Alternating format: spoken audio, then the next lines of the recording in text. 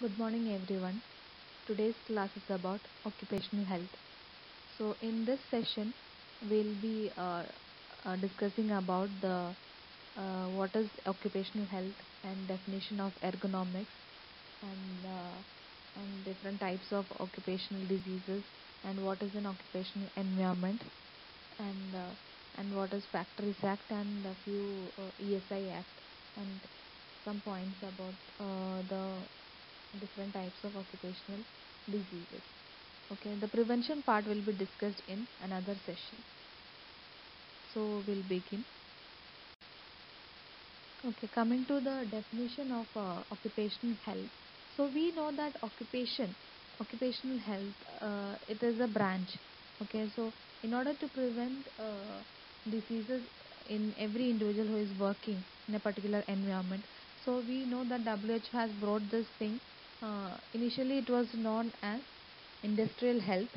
It was particular for an industry or a mining area where it will be focusing onto the uh, certain individuals who is working with some type of machineries or anything, any physical harming agents or something which is exposed to them for a period of time, and it may have an adverse effect to their health.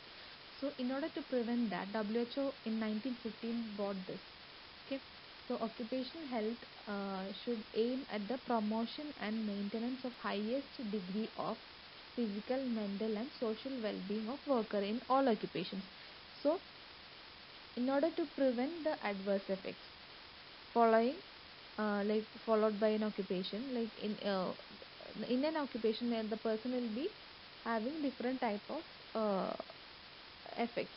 Uh, either it can be physical, chemical, or biological, or man and machine. So there will be prolonged adverse effects depending upon his work.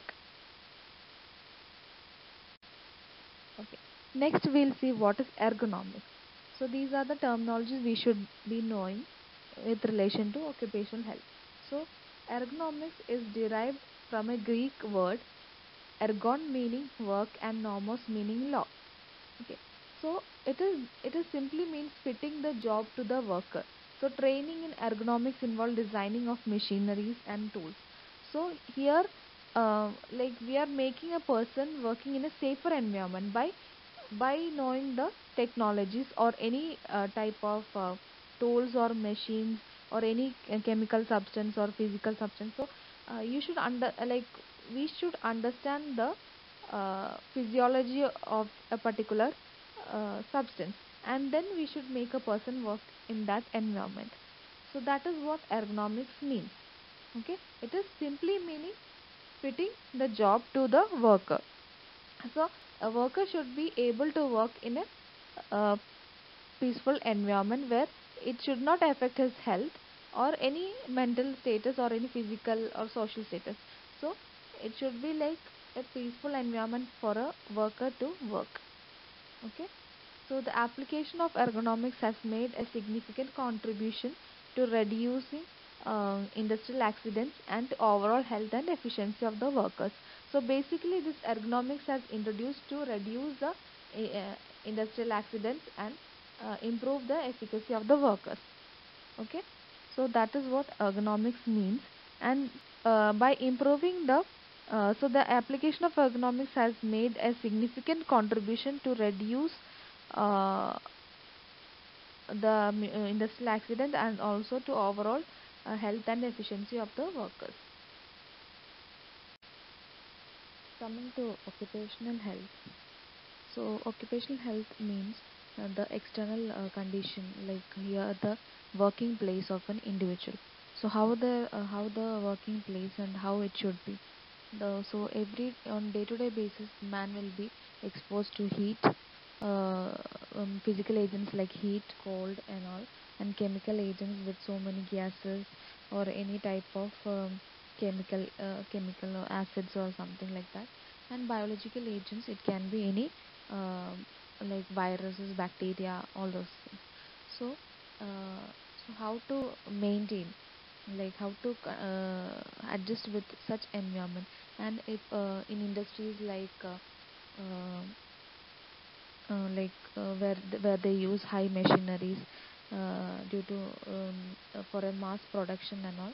So how to fit a person in a particular industry, and how he has to manage with the particular machineries.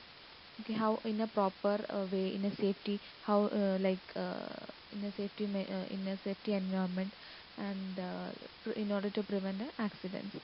Okay, and there should be proper working hours in all these places where the people who are exposed to heat, cold, or light, or any radiation, any chemical substance in and all.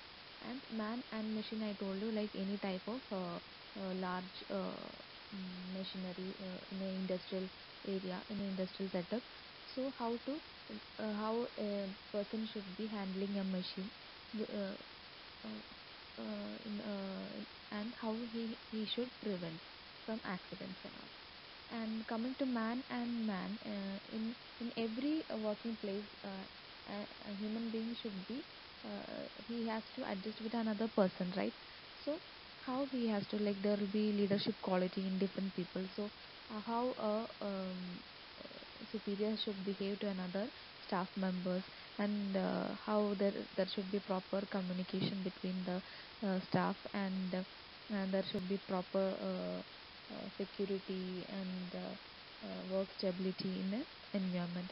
Okay, so these three things are very important in occupational environment.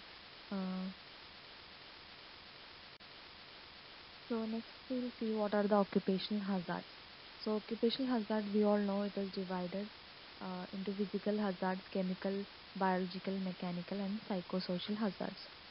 So, in physical hazards, we mainly focus on to the heat, cold, light, noise, vibration, and radiations.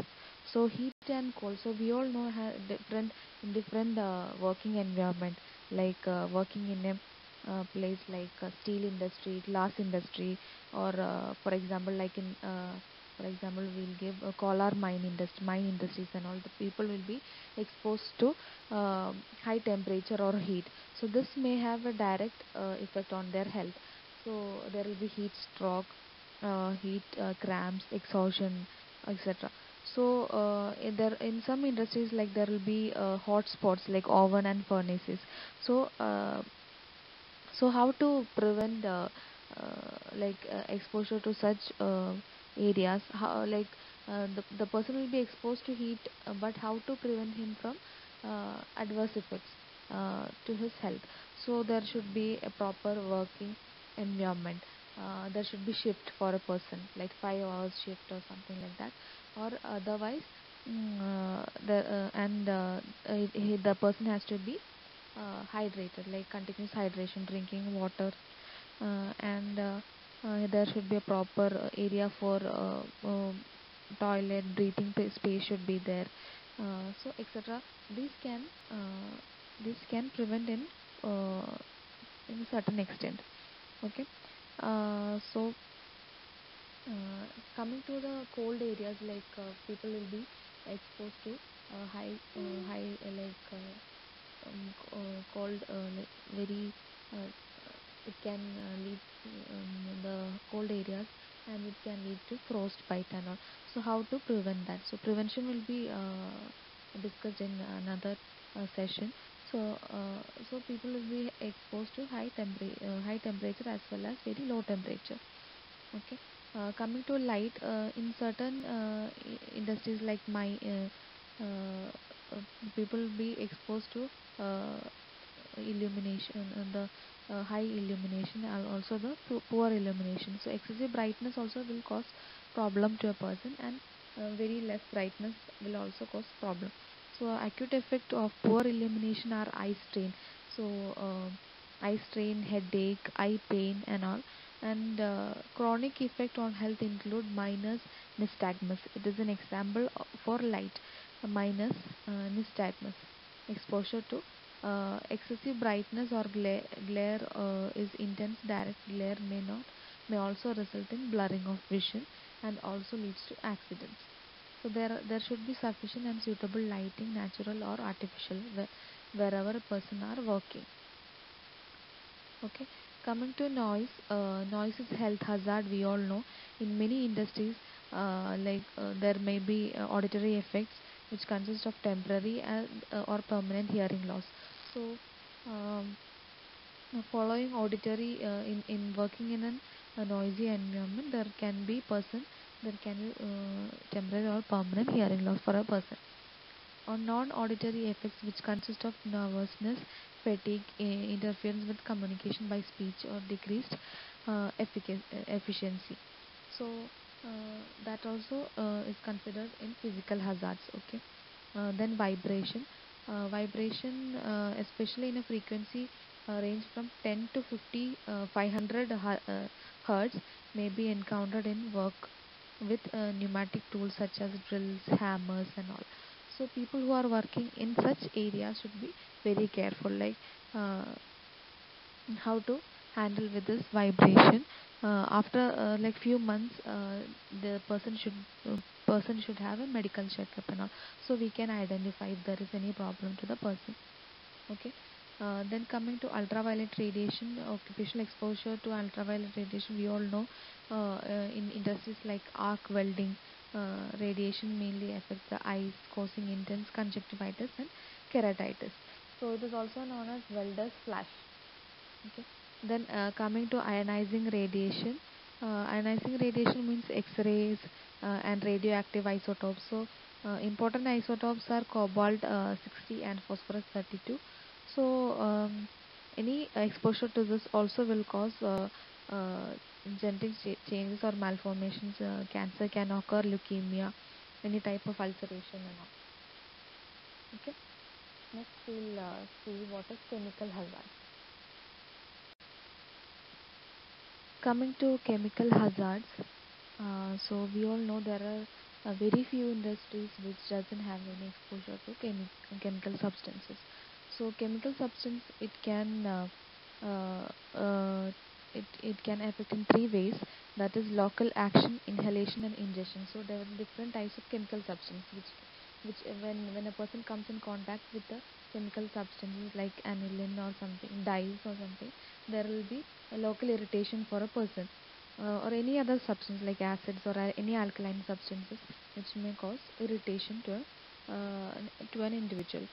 So it can be local action, that is something like that,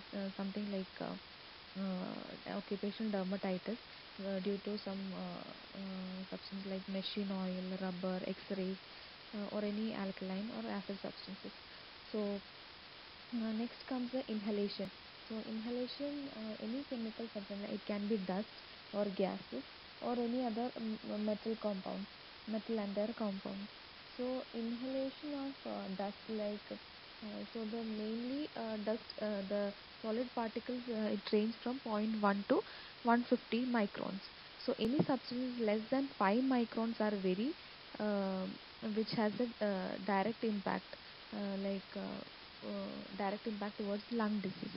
So less than 5, like zero point 0.5 to 3 microns are very, like they can lodge in the lungs and cause many side adverse effects. Okay. uh, so uh, so there are like respirable dust and irrespirable dust. So these are the dust which is not soluble. Okay. So it is insoluble dust, that is it is called as inorganic dust, that is mica, silica, and cold or asbestosis. These can lodge in the lungs and cause uh, many type of disease like silicosis, asbestosis, and anthracosis and all. Okay. So other type of this thing like organic dust are like cotton, jute, and all. So this may cause bicyanosis. This is like bicyanosis. So these are the inhalation type of. So inhalation type, you should know about there are two types of dust, that is inorganic dust and organic dust. Okay. So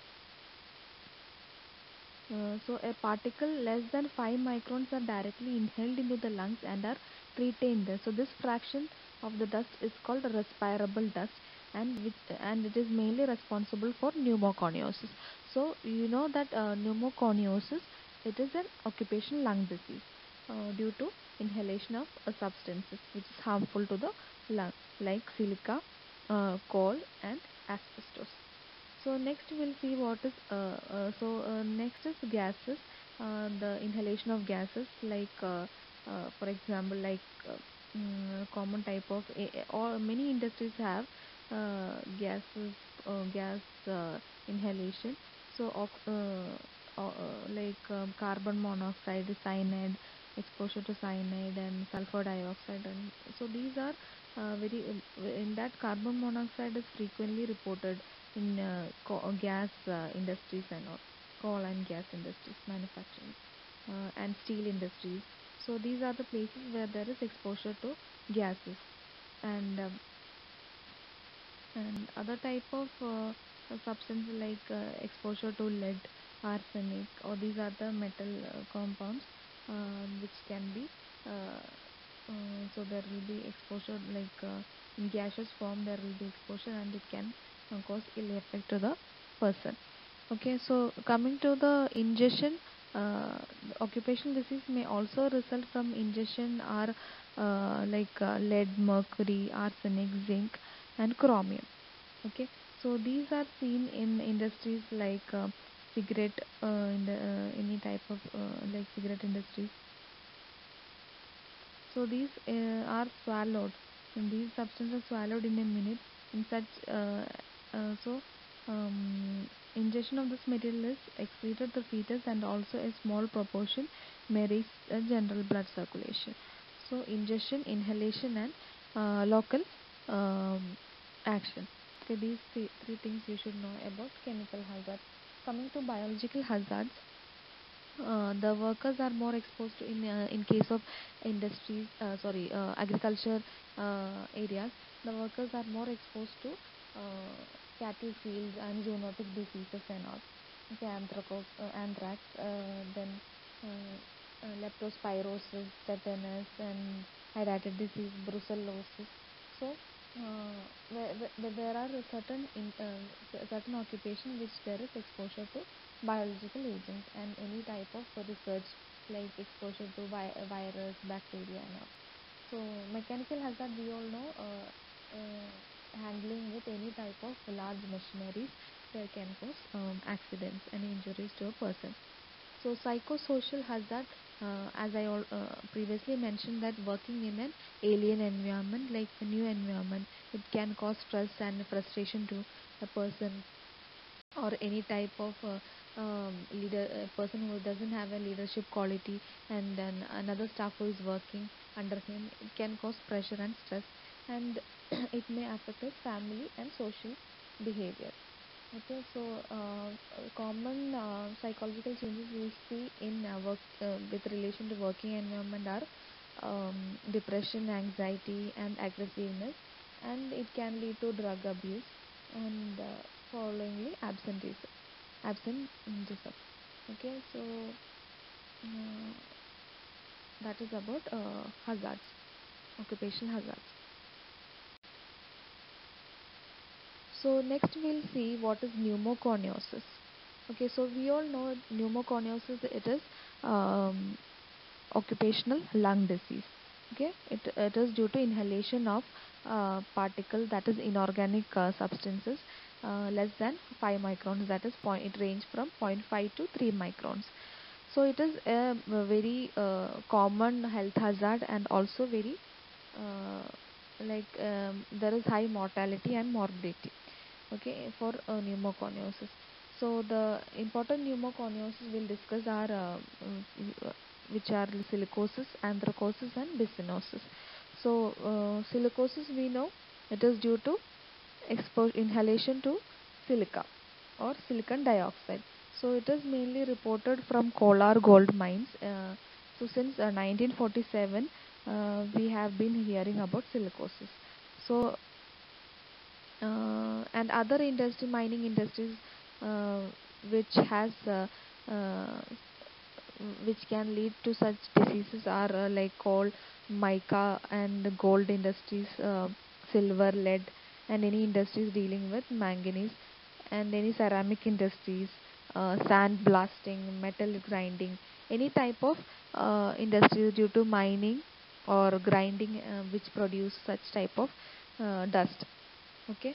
In mica mines of Bihar, 3 out of 329 miners examined, 34.1% of them had they have been suffering from, and found that they have been suffering from silicosis. And there are many cases like this who following by exposure to ceramic industries. Many people are having lung disease like silicosis and all. And next thing is anthracosis. Anthracosis, we know it is due to the exposure to coal mines. Okay. So and Bisonosis is due to inhalation to cotton fiber. Okay, so anthracosis in the first phase of it is labeled as simple pneumoconiosis, which is associated with little ventilatory impairment. When compared to silicosis, it has highest disability and mortality. Uh, it is one of the major cause for permanent disability and mortality. And we all know there is no effective treatment for silicosis, and it is a fibrotic lung disease. There there will be fibrotic changes in the lung, so it cannot be replaced by any of the medication or any surgeries. So silicosis was made a notifiable disease under Factories Act in 1948 and Mines Act at 1952. Initially, it was thought that, and coming to anthracosis, initially it was thought that anthracosis is an inert disease. But later it was found there are two phases in coal miners pneumoconiosis. It is also known as coal miners pneumoconiosis. The first phase is a labeled simple pneumoconiosis, and second phase is it is labeled as progressive uh, massive fibrosis. Okay. Progressive massive fibrosis is it is a severe respiratory disability which can cause premature death. Okay, so this also became a notifiable disease in Indian Mines Act of 1952. Okay, this anthracosis or coal minus pneumoconiosis. Coming to bisonosis, it is due to inhalation of cotton fiber dust. That is, it is an soluble type of dust. So prolonged exposure for a long period, it can cause chronic cough and progressive dyspnea. So it can lead to bronchitis and emphysema. So these industries like industries are a person who is working in textile industries and more exposure to cotton fibers. That is bisonosis. That is about bisonosis. Coming to bagosis. Bagosis is a name given to an occupational disease of lung disease by inhalation of bagasse or sugarcane. Okay, it was first reported in India by Ganguly and Pal in 1955. So any type of exposure, any type of disease due to inhalation of sugarcane uh, substance, dust, or any sugarcane material, or paper industries or cardboard industries or rayon industries are more exposed to sugarcane fibers. Okay, so it can cause lung infection. Uh, it is known as mottling of lung.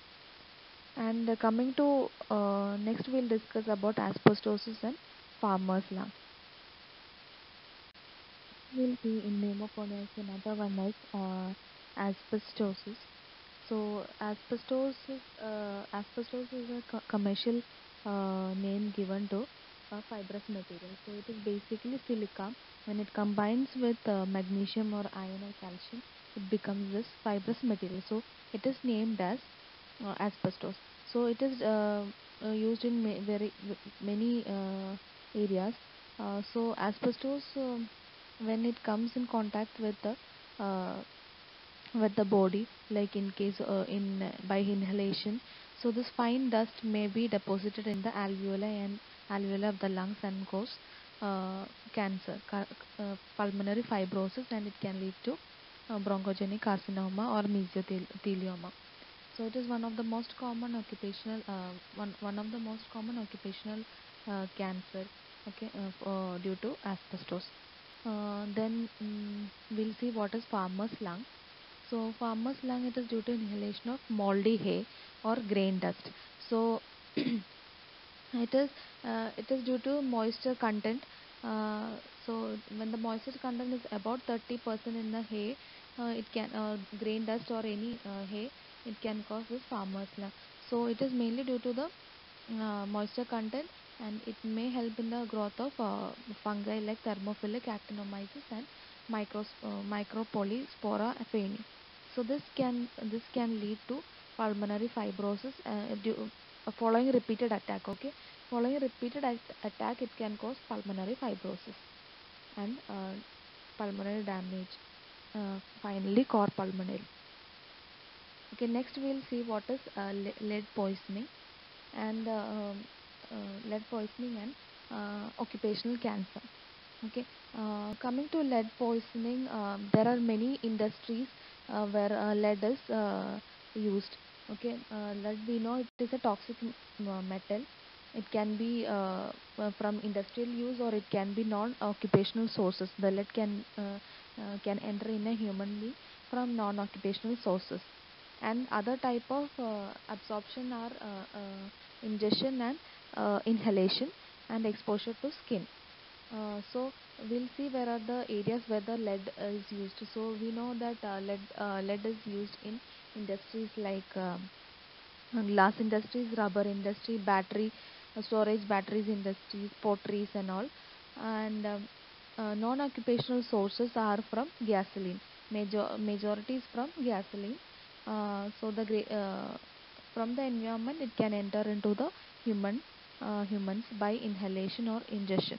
Okay, so inhalation, so most of the cases it is due to inhalation of toxic fumes, that is inhalation of fumes or dust of lead compounds. Okay, so absorption by through skin, uh, it is inorganic compounds, lethal tetra lethal lead. Okay, so distribution, so it can when it is absorbed from the uh, gut, it can goes to any of the important organs in the body, that is kidney, then liver, and also the and finally it is deposited in the bones. And about following ingestion, about 90% of the lead is excreted in the feces. Remaining 10% will be transported and deposited in the body.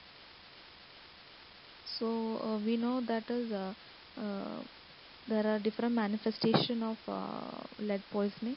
It is known as plumbism.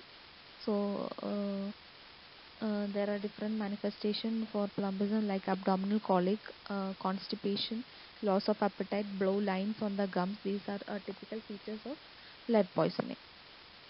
Okay, so management of lead poisoning, it is mainly by prevention uh, of further absorption and removal of the lead from the soft tissues. So it is by a saline purge will remove an unabsorbed lead from the gut. So the use of deep penicillamine has been reported to be effective. Okay, coming to occupational cancers, the most common occupational cancer we encounter is skin cancer, followed by lung cancer and blood cancer, that is leukemia. So we all know that exposure to certain uh, substance like X-rays, oils, dyes, and all, it can cause very famous. It can cause skin cancer. So, Percival Pott was first to draw the attention to cancers of scrotum in chimney. So that was the first in 1775. Um, this was the first report on cancer from occupation. Skin cancer followed by lung cancer. Lung cancer, there are various sources like arsenic, radioactive substance called kolar, asbestos. Okay, and then bladder cancer. We all know that aniline and dye industry. It was very famous in 1895. I think the aniline industry for cause the first person who has been affected by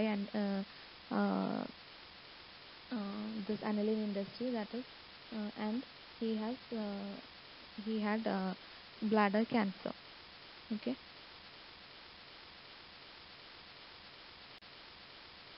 Next class we'll discuss about the different preventive measures of um, occupational disease or occupational health.